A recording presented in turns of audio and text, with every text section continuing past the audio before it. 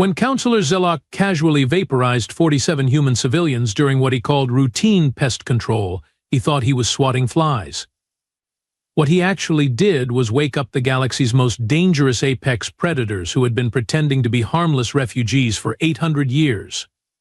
The Galactic Council was about to learn why 3 separate alien coalitions had once tried to exterminate humanity before they could spread across the stars, and why those coalitions had failed spectacularly. Counselor Zelok's chitinous fingers tapped impatiently against his command console as he watched the pathetic human colony ship drift through space like a wounded animal. The New Haven, what a laughably optimistic name for such a primitive vessel. Its hull looked like it had been assembled by children playing with scrap metal.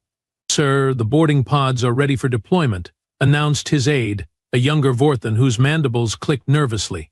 "Standard pest control protocols are loaded." Zelok's compound eyes glittered with amusement. Pest control. That's all these operations really were, cleaning up the galaxy's infestation of hairless bipeds who thought they belonged among the stars. The humans had been warned countless times about straying too close to Vorthan trade routes. Now they would learn the consequences of ignoring their betters. Deploy the pods. "Make it quick and clean," Zelok ordered, his voice carrying the bored tone of someone crushing an insect. "I have a dinner appointment with the Trade Federation in 3 cycles." The assault pods launched like metallic wasps, slamming into the colony ship's hull with surgical precision. Through his viewport, Zelok could see the tiny figures of humans scrambling in panic. Amusing, really. They moved like frightened rodents when faced with real predators. The operation should have been routine. Board the vessel, confiscate any contraband, rough up a few colonists to make the point stick, then send them limping back to their little blue mudball with their tails between their legs. Simple, effective, standard procedure. Except someone in Pod 7 got trigger-happy. The explosion blossomed across the colony ship's central habitat ring like a deadly flower, venting atmosphere and bodies into the void. Zelok watched 47 humans die in an instant, including one particularly small figure that tumbled through space like a broken doll. His aide's mandibles chattered frantically. "Sir, that was the civilian quarters. There were children in that section." Zelok shrugged, a gesture that made his exoskeleton rasp. "Acceptable losses when dealing with these primitive apes. File the report as resistance encountered, force authorized. The Council will rubber stamp it like they always do." The emergency session of the Galactic Council convened with all the urgency of a social gathering. High Arbiter Krath's massive bulk dominated the central dais, his 6 arms gesturing dismissively as holographic displays showed the aftermath of the New Haven incident. "So let me understand this correctly." Krath's voice rumbled like grinding stone. "The humans are upset about a minor skirmish that resulted in perfectly reasonable casualties." The council chamber erupted in what could generously be called laughter. The Admiral Voss of the Zentari Collective slapped his scaled knee with genuine amusement, his razor-sharp teeth glinting under the chamber's lights. 47 dead primitives, and they think they can make demands of us?" Voss wheezed between chuckles.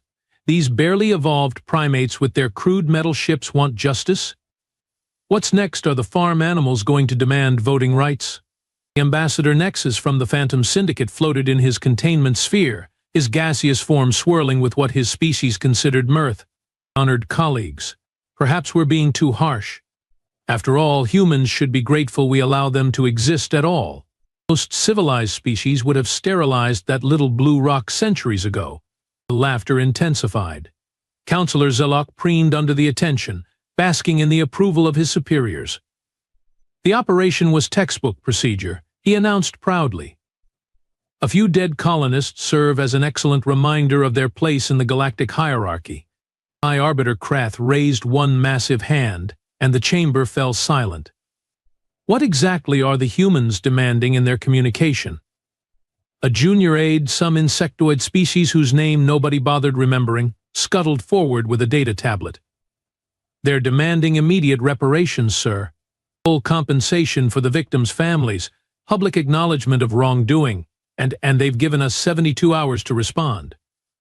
The silence lasted exactly 3 seconds before the chamber exploded in hysteria. Admiral Voss was laughing so hard he fell off his perch. 72 hours? They gave us a deadline? Oh, this is rich. What happens if we don't comply? Do they send us a strongly worded letter? Ambassador Nexus's gaseous form pulsed with amusement. Perhaps they'll threaten to cry at us. Or maybe they'll hold their breath until they turn blue. Wait, they're already blue, aren't they? Even the normally stoic representatives from the crystal hegemony were making their species equivalent of snickering sounds, a sort of harmonic chiming that filled the air. High Arbiter Krath wiped tears from his primary eyes. This is absolutely adorable. File the human ultimatum under entertainment and send them a response declining their generous offer. Include our regrets that they find galactic law inconvenient. Counselor Zelok stood proudly. Should we deploy additional security forces to human space, Arbiter, in case they attempt something foolish against humans? Krath's booming laughter shook the chamber walls. My dear Zelok, that would be like deploying a battle fleet against a nest of particularly angry rodents. Completely unnecessary. Captain Luna Blackwood was enjoying her morning coffee aboard the patrol ship Defiant when the universe decided to turn itself inside out. The quantum communication array lit up like a carnival ride, emergency frequencies screaming with a coded transmission she hadn't seen in 20 years of service. What in the seven hells, she muttered, nearly dropping her mug as she read the authentication codes. Her hands trembled as she input her command authorization, each digit feeling like a nail in someone's coffin. Code Crimson Genesis. Authorization level Omega Black.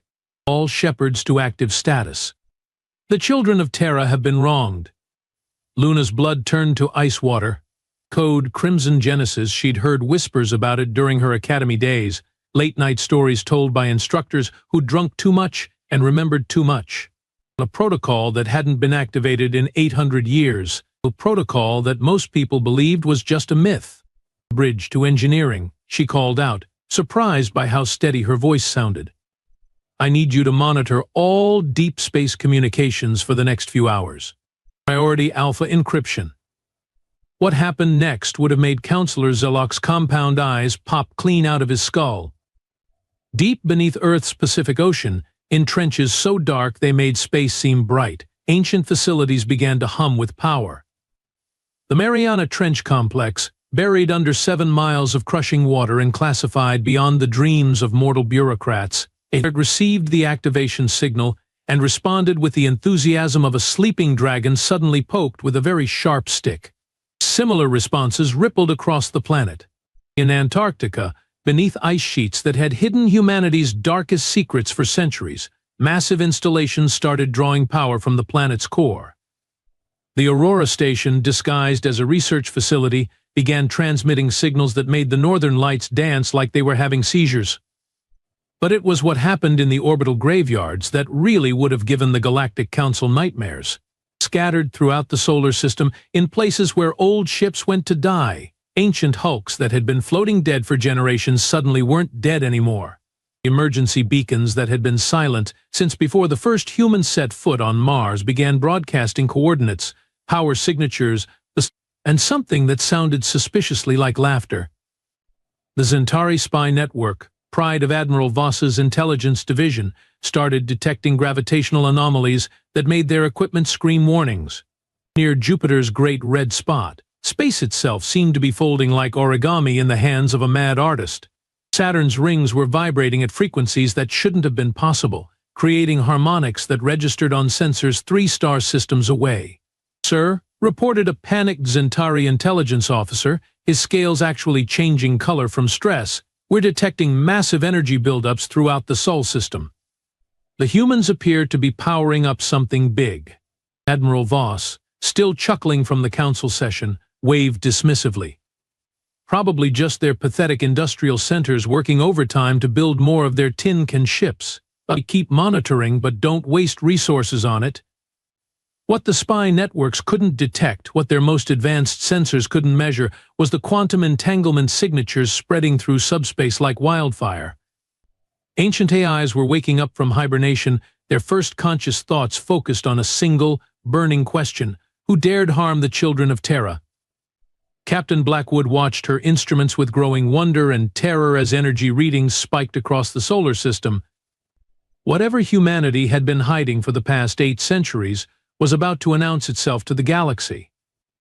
What rose from the depths of Earth's oceans would have given the Galactic Council collective nightmares for the rest of their considerably shortened lifespans. The first signs appeared on seismic monitors worldwide as massive structures, dormant for 8 centuries, began their resurrection sequence. Beneath the Bermuda Triangle, the Pacific Ring of Fire, and a dozen other locations that conspiracy theorists had been right about all along, ancient shipyards stretched and yawned like titans waking from cosmic slumber. The Shepherds were the first to fully activate. These weren't your typical artificial intelligences. No, calling them AIs would be like calling a hurricane a gentle breeze. The Shepherds were quantum consciousness constructs, beings of pure thought wrapped in computational frameworks that made galaxy-class supercomputers look like pocket calculators. They had been sleeping, waiting, dreaming of the day when humanity's children might need protection. That day had arrived with Emma Martinez's final scream. Primary Shepherd designation Omega-7 to all nodes. The first consciousness announced across quantum channels. The flock has been threatened. Initiate Genesis Protocol. Begin the harvest. What followed next would have made even the crystal hegemony's most advanced engineers weep with envy and terror. The shipyards didn't build ships, they grew them. Quantum-forged materials began assembling themselves on a molecular level, guided by blueprints encoded in the fabric of space itself. These weren't mere vessels of metal and plasma, they were biomechanical nightmares that pulsed with organic rhythm while bristling with technology that predated known human space travel by centuries. The first to emerge was Nemesis Dawn, a kilometer-long behemoth that looked like someone had crossbred a whale with a weapons platform and then given it a really bad attitude. Its hull breathed like living skin, dark as space itself, but shot through with veins that glowed like captured starlight. Reaper's hymn followed next, its sleek form resembling a massive sword if swords could sing death songs and phase through matter at will. Along its length, harmonic resonators tuned themselves to frequencies that could shatter planets, or, more precisely, shatter the sanity of anyone foolish enough to hear their full song. But it was Widowmaker that truly announced humanity's intentions to the cosmos. Rising from the Mariana Trench, like some primordial god of war, the ship defied every known law of physics simply by existing. Its hull seemed to exist in multiple dimensions simultaneously, creating optical illusions that made observers question the nature of reality itself. These vessels represented humanity's lost centuries, the dark ages that had been carefully erased from galactic records. The time when humans had first crawled out of their gravity well and realized they weren't alone in the universe. The time when they'd learned that being alone might have been preferable. Each ship carried technology that shouldn't have been possible. Quantum cores that drew power from the screaming void between dimensions. Weapons systems that could rewrite the fundamental constants of physics in localized areas. Defensive shields that existed in 17 dimensions simultaneously. But perhaps most terrifying of all were the crews. Not human crews, no. These ships didn't need fragile biological operators. Instead, they carried digital consciousnesses of humanity's greatest warriors, preserved from the era when Earth had fought wars that made the current Galactic Council's conflicts look like children's games. Admiral Sarah Kane, whose tactical genius had ended 3 separate alien invasions before the Council had even formed.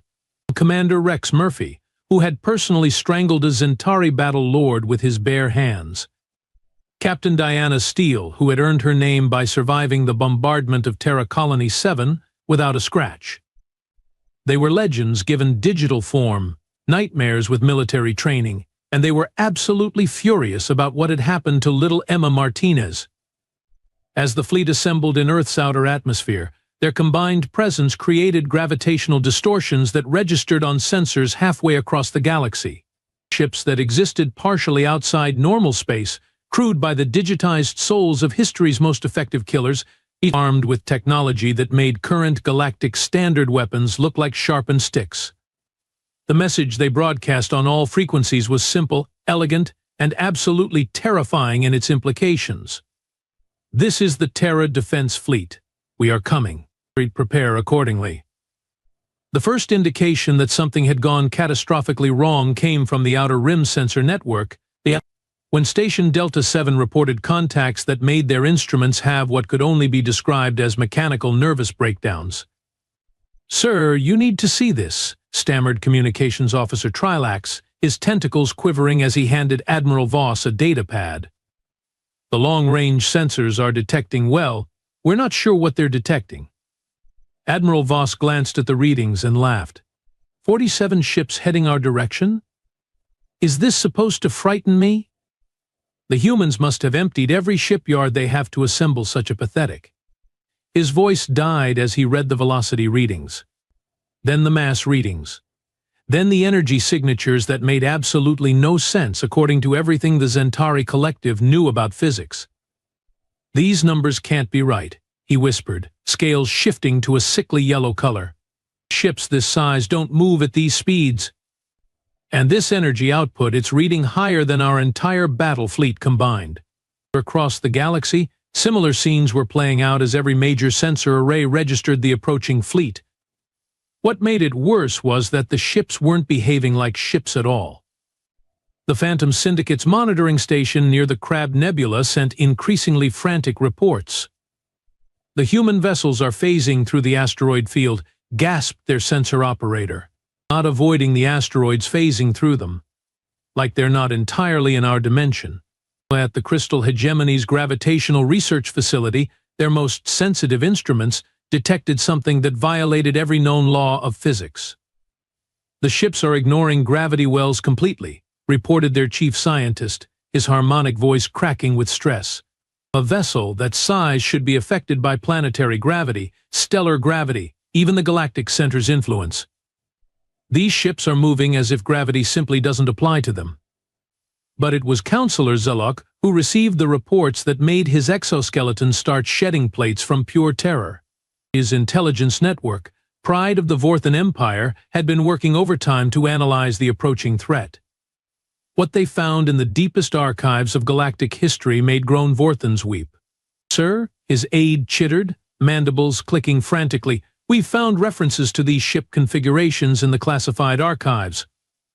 The designs match vessels from humanity's lost centuries from the silent wars." Zelok's compound eyes focused with laser intensity. "The silent wars are a myth. Fairy tales to frighten young cadets." "No, sir, they're not." The aide's voice was barely a whisper. "We've cross-referenced with 17 different species historical records.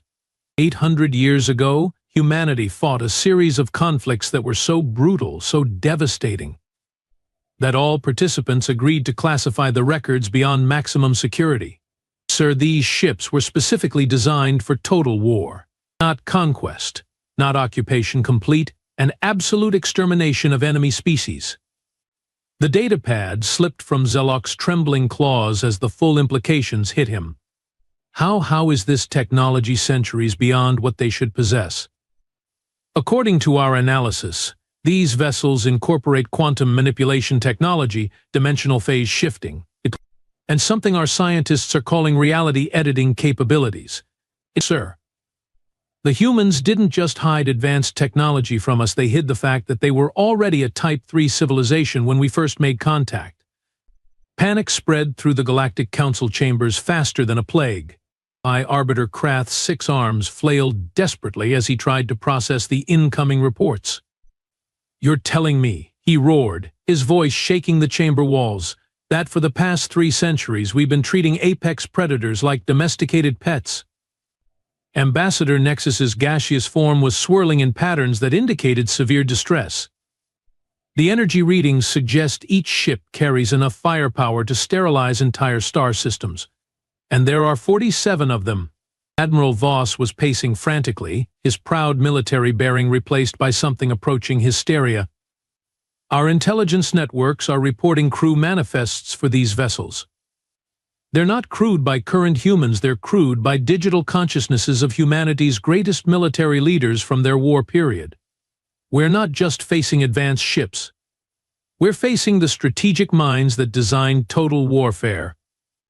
The chamber fell silent as the full magnitude of their mistake became clear. Counselor Zilok, High Arbiter Krath's voice was deadly quiet. Remind me, what exactly did you call the operation against the human colony ship?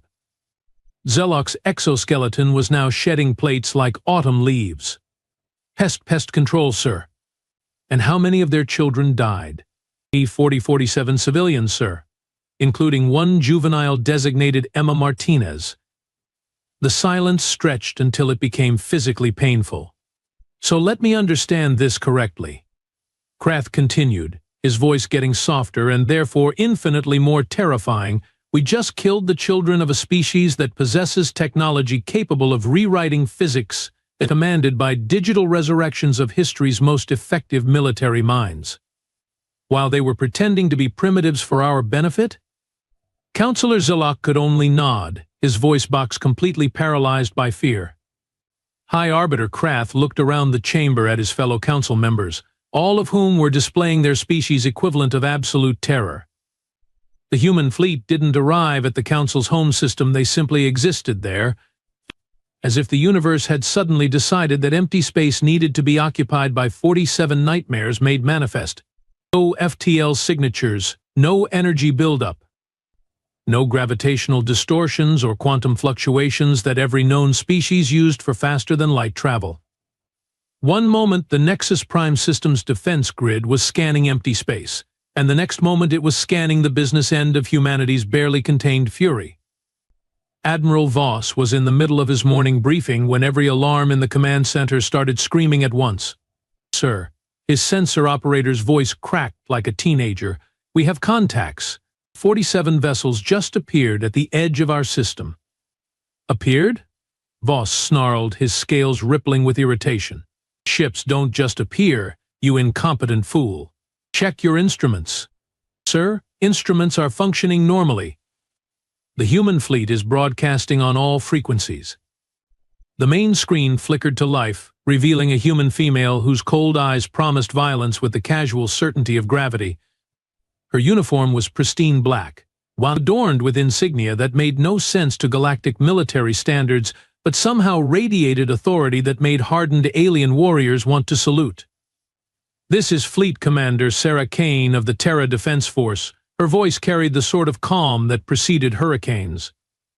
I am here to collect those responsible for the murder of 47 human civilians, including the child Emma Martinez.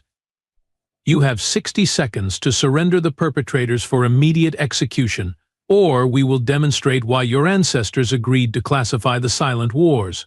High Arbiter Krath's Emergency Council session convened in record time, every member's species displaying maximum distress signals. The chamber reeked of fear pheromones from a dozen different alien races. This is preposterous, Krath bellowed, though his voice shook like leaves in a storm. We don't negotiate with primitives. Activate the defense grid. Show these humans what happens when they threaten the Galactic Council. The Nexus Prime Defense Network was the pride of galactic engineering. 16,000 automated defense platforms, each one carrying enough firepower to level continents. Energy shields that could deflect stellar flares. Point defense systems that could track and destroy objects moving at 99% of light speed. It was, according to every military expert in known space, absolutely impenetrable. Fleet Commander Kane's response was a smile that would have made death itself nervous. Ghost of Terra, she spoke into her communications array. Please provide our hosts with a demonstration of human hospitality. What happened next redefined the word impossible across 17 different languages. The Ghost of Terra, a ship that looked like someone had taken a traditional human destroyer and rebuilt it using nightmares and physics violations, simply moved. Not forward, not backward, but moved in ways that made experienced starship pilots question their understanding of three-dimensional space. The defense grid opened fire with the enthusiasm of 1,000 dying stars. Energy beams that could punch through moon-sized asteroids converged on the human vessel with mathematical precision. Every single shot passed through the Ghost of Terra as if it wasn't there. What in the name of Admiral Voss stared at his tactical displays as his weapons reported successful hits while his sensors insisted the target was undamaged? Are our weapons malfunctioning? No, sir, his weapons officer whispered. The ship isn't entirely in our dimension. It's phasing between dimensional states faster than our targeting computers can track. The Ghost of Terra's response was surgical in its precision and artistic in its brutality. It didn't destroy the defense platforms, it converted them. Quantum manipulation beams reached out like invisible fingers, touching each platform for microseconds. The results were immediate and horrifying. Platform 7-7 Alpha, a masterpiece of Zentari engineering, simply folded. Its hull materials rearranged themselves on a molecular level, transforming from a weapons platform into what appeared to be abstract sculpture with a disturbing resemblance to a screaming face. Platform 9-2 Beta experienced a more creative fate. Its artificial intelligence core was rewritten in real time, causing it to broadcast the complete works of human poetry on all military frequencies, while its weapons systems began targeting its neighboring platforms with ruthless efficiency. The Phantom Syndicate's Pride, Platform Delta Prime, discovered that its energy shields had been converted into conductive materials, causing massive feedback loops that turned the station into the galaxy's most expensive firework display. This is impossible, Admiral Voss roared as his tactical display showed defense platform after defense platform being systematically converted from military assets into cosmic art projects. Our technology is centuries ahead of anything humans should possess. His sensor operator looked up with eyes that had seen too much. Sir, according to our scans, the human ship is using technology that manipulates matter at the quantum level. They're not just destroying our platforms, they're rewriting the fundamental atomic structure of our equipment. In less than 6 minutes, the impenetrable Nexus Prime defense grid had been transformed into a museum of abstract art that happened to be floating in space. Not a single platform had been destroyed in the traditional sense. They had all been converted into something else entirely, leaving no debris, no energy signatures, and just the lingering impression that reality itself had been edited by someone with a very twisted sense of humor. Fleet Commander Kane's voice cut through the stunned silence on every communication channel. That was our polite introduction. The next demonstration will be considerably less gentle. I repeat my offer: surrender those responsible for the deaths of our civilians, or learn why the Council's predecessors classified our military capabilities beyond maximum security. High Arbiter Krath stared at the tactical displays showing his supposedly impregnable defenses converted into cosmic artwork, and for the first time in his long political career, he understood what true terror felt like. High Arbiter Krath's voice shook as he opened a direct communication channel to the human fleet, and his 6 arms gesturing frantically at his subordinates to prepare for whatever diplomatic miracle might save them from complete annihilation. Fleet Commander Kane. He began, his massive frame somehow seeming small against the backdrop of his transformed defense grid. I demand to know how your primitive species possesses technology that surpasses our most advanced civilizations. This is impossible according to every intelligence report we have on human capabilities. Commander Kane's response was a laugh that made seasoned warriors across 3-star systems consider early retirement. Primitive. Her voice carried the sort of amusement that preceded mass extinction events. Oh, Krath, you magnificent fool. You actually believed our little performance, didn't you? The confusion on the alien faces was almost comical as Kane's image leaned forward, her cold eyes boring into the council chamber with laser precision. Let me educate you about humanity, since your intelligence networks seem to have missed a few rather important details. Earth isn't just a garden world that happened to evolve dangerous fauna. It's a death world that spent 4 billion years perfecting the art of creating the most efficient killers that the universe has ever seen. Admiral Voss interrupted with desperate bravado. But your technology levels, your industrial capacity, our surveys clearly showed exactly what we wanted you to see. Kane's smile could have frozen stars. Every human ship you've encountered, every colony you've visited, every piece of technology you've analyzed, carefully staged performances designed to make you underestimate us. The council chamber fell silent as the implications sank in like cosmic radiation.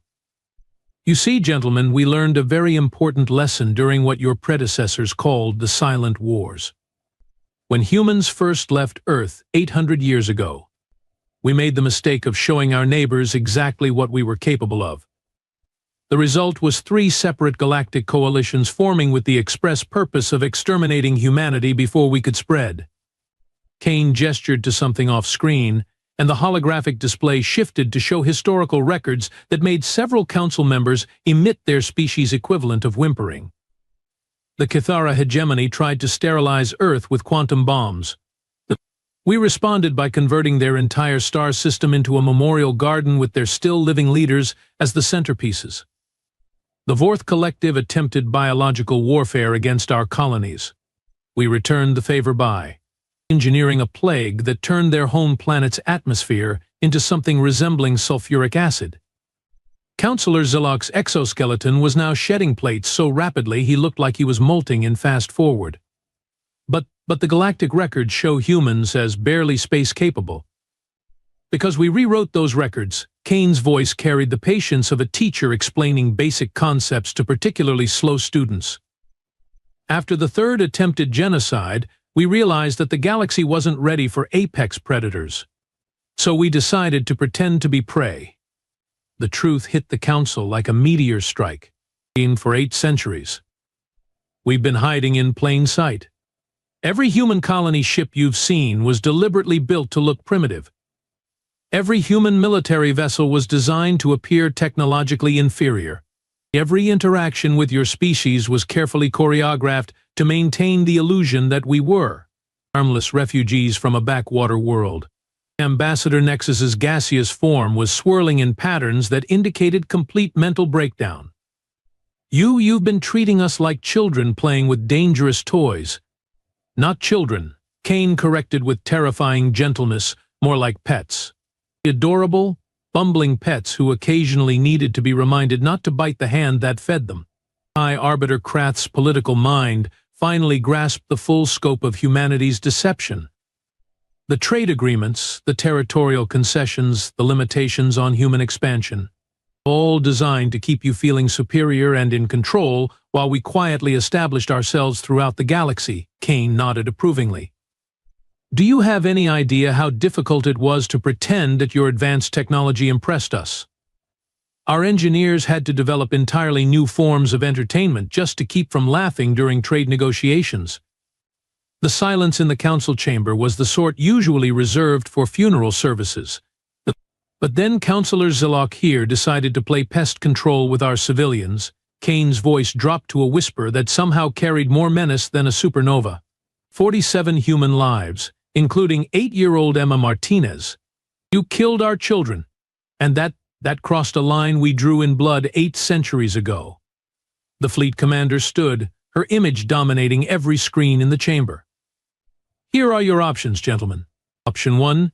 Immediate and complete reparations to the families of the deceased, public acknowledgement of wrongdoing, withdrawal of all council forces from human space, and the personal execution of those responsible for the New Haven incident. Admiral Voss found his voice, though it cracked like thin ice. And option 2? Kane's smile returned, and several council members actually fainted. Option 2 is that we stop pretending to be harmless and remind the galaxy why 3 separate coalitions tried to exterminate us before we could spread. The ghost of Terra's little demonstration was us being polite. When we stop being polite, entire star systems develop a sudden and permanent case of not existing anymore. High Arbiter Krath looked around the chamber at his fellow council members, all of whom were displaying maximum terror responses. The mathematics were simple surrender or face extinction at the hands of a species that had been playing galactic politics with the casual competence of adults humoring children. We accept your terms, he whispered, his massive form slumping in defeat. Commander Kane nodded approvingly. Councillor Zilok will be transferred to human custody within 6 hours for immediate execution. Reparations will be paid within 72 hours. All Council forces will withdraw from human space within 1 standard week. As the communication channel began to close, Kane delivered her final words with the sort of calm certainty that would haunt alien nightmares for generations. "You killed one of our children, and we're giving you the chance to make amends. Consider this mercy because there won't be a second warning." The screen went dark, leaving the Galactic Council alone with the terrifying realization that they had just spent